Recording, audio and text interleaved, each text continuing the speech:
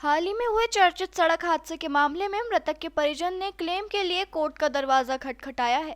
इंदौर सत्र न्यायालय परिसर में अधिवक्ता राजेश खंडेलवाल ने बताया कि बीते दिनों दीपक चावला नामक युवक को लॉरल स्कूल की बस ने टक्कर मार दी थी। हादसे में दीपक की मौत हो गई थी। घटना में यह सामने आया था कि बस ड्राइवर शराब के नशे में वाहन चला रहा था। घटना के बाद दीपक का परिवार जहाँ भारी परेशानियों से गुजर रहा है, तो वहीं दीपक की 2 छोटी बेटियां भी निराश्रित हो गई हैं। मामले में मृतक दीपक की पत्नी ने कोर्ट में क्लेम के लिए अधिवक्ता के माध्यम से 4 करोड़ 30 लाख रुपए का प्रकरण क्षतिपूर्ति पूर्ण करने के लिए पेश किया है। वहीं अधिवक्ता ने यह प्रकरण पेश करने के साथ ही विश्वास जताया है कि जल्द ही इस प्रकरण पर सकारात्मक निर्णय होगा। अभी दरअसल पिछले दिनों लॉरेंस स्कूल की बस ने अंध गति से चलाते हुए और एक दीपक चावला जी जो थे उनको टक्कर मार दी थी। ड्राइवर शराब के नशे में था और नशे की अवस्था में उन्होंने बहुत तेज गाड़ी चलाते हुए दीपक जी को टक्कर मार दी थी, जिनसे उनकी घटनास्थल पर मृत्यु हो गई थी।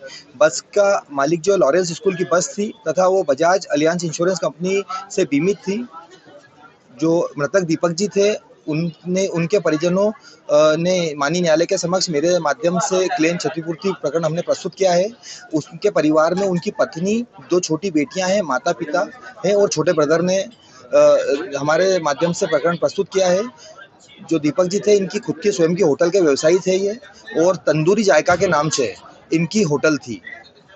होटल के संचालन यही करते थे और इनके जाने से परिवार का जो एकमात्र सहारा था वह निराश्रित हो गया है। सभी परिवारजन बेहद घोर आर्थिक क्षतिपूर्ति के दौर से गुजर रहे हैं। तो हमारे द्वारा 4 करोड़ 30 लाख रुपए क्षतिपूर्ति प्राप्त करने के लिए माननीय अधिकरण के समक्ष आज क्षतिपूर्ति क्लेम प्रकरण प्रस्तुत किया गया है।